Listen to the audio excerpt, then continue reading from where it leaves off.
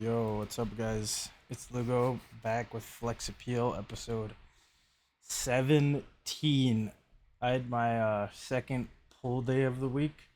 I started off with some RDLs, which honestly felt really good. I was kind of dealing with like some lower right, like around I can't you can't even see my hand, like my lower back, but on the right area, usually where I deal with like lower back tightness. Yesterday and then the day before that, it kind of felt like I pulled my back, like not even lifting, just bending over because I'm like overweight right now.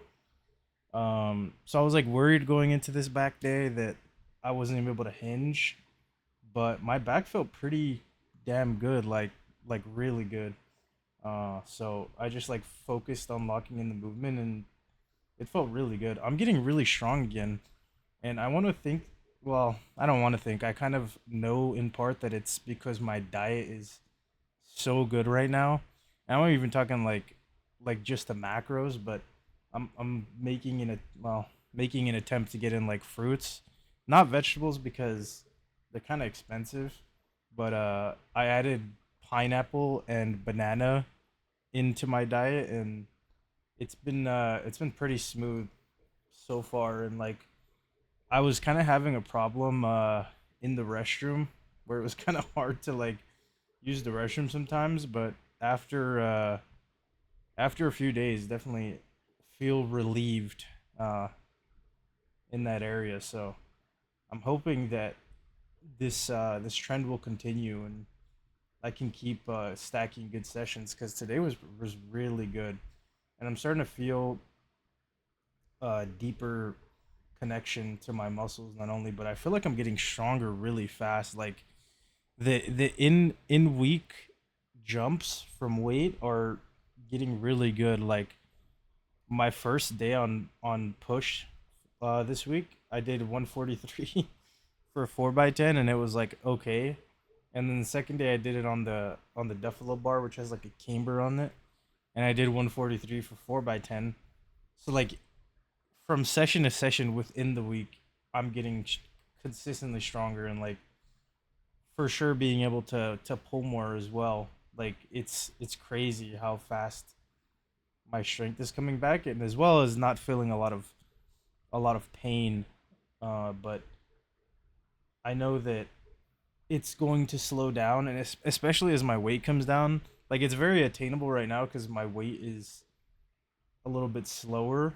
But as soon as it starts to like really come down, I know that my strength is gonna like taper off and then maybe eventually go down. So I'm trying to aggressively push as much as I can right now because I know it definitely is going to stop.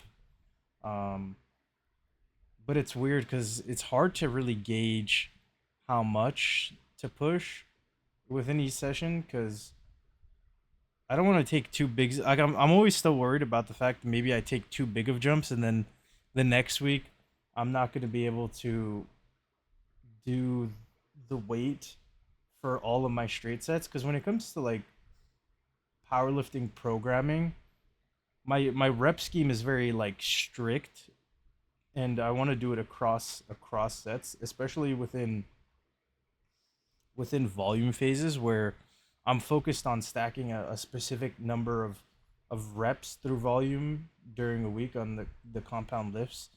Adversely to where like in bodybuilding I just set a weight and I go as hard as I can. With powerlifting I'm a little bit more meticulous on that end where like I'm tracking everything and I have to hit this for a certain volume each week and then I go up and then do the same. So it's kind of hard in that sense where like I really want to push the compound lifts more, but I kind of can't because I really want to ensure that week to week progression, but as well as like I'm in a very raw state with my lifts where I'm relearning how to do them. Bench is easy, deadlift is pretty native to me, like, but squat is one where I really have to ingrain a good motor pattern because if not, it'll be really easy for me to squat really bad, which is like just good morning the weight up. And I know it's become a little bit more of a common thing to have like technical flaws in your lift and kind of use them as strengths. Uh, but I think that it leads to higher injury risk and you're like squat stalling along the way. So like overly caving in your knees, shooting back a lot. Like I've seen a lot of, specifically in like the natural federations, where a lot of lifters will kind of play into this because it makes like fixing it would only make them weaker, and then it just they just build on it to make their squat stronger. But eventually, you're gonna hit a point where you're either gonna get injured or you're gonna hit a wall with how much you can do with that. What I would believe is a technical inefficiency in the lift. So that's just how I feel. So like I'm really doing my best to not have those technical inefficiencies while I'm doing volume because then it only gets worse. So um, it's definitely a journey that I've embarked on with the big three compound lifts, but everything else is kind of free game right now where I'm just pushing as hard as I can. You see, I decided to do preacher, prime preacher, because it really is just the best preacher machine. I was gonna do the hammer strength or the Cybex, but I kind of don't like it. Like I feel the handles are too like in a weird spot, and then I can't put it out wider, which kind of just ends up putting more pressure on my forearms. But like, man, this preacher machine is just so good. I don't even care. I don't even care that I'm using it twice a week.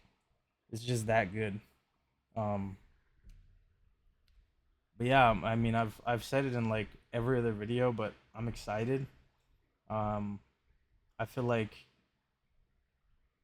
I also feel like I'm in a very positive mental headspace, which I feel like I haven't been in a long time. You know, like even when I started, it was kind of negative, but I think that I'm starting to shift my gears in that, I guess, in that sense where I'm like entering that positive headspace again, which is going to again just cascade and keep going. So I want to keep this momentum as much as possible, so that way I can just keep going.